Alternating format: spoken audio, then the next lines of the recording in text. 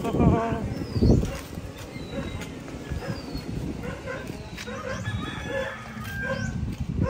na.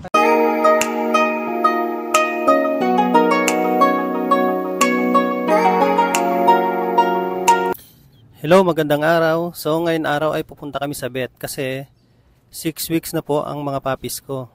So importante po itong first vaccine nila. Kailangan po nila mabaksin para maging healthy sila. May panglaban sa mga sakit at mga virus. So huwag niyo pong kakalimutan, pag 6 weeks na po ang inyong mga puppies ay pabaksinan niyo na po ng first vaccine nila. Kailangan po nila yun. Importante po talaga yung vaccine na yun.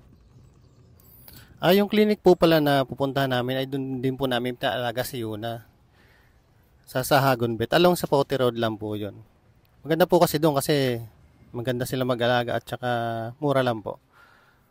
So andito na po kami sa clinic. So ito po yung itsura ng clinic. Dito na po kami. So ayan po. Nag-start na po kami. Isa-isa po silang tinimbang. Ito po si Akiyo. So almost 3.4 kilos na po siya. Next po ay si Otto. Ayan po yung kilo niya. Sabi ng vet ay mabigat naman daw po sila. Ito po si Anya. Girl po yan. Yung naunang dalawa po ay boy. Next po natin ay si Aki.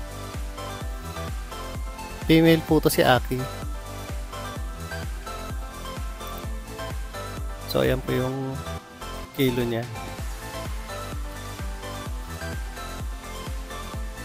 Ang last po natin ay si Akito.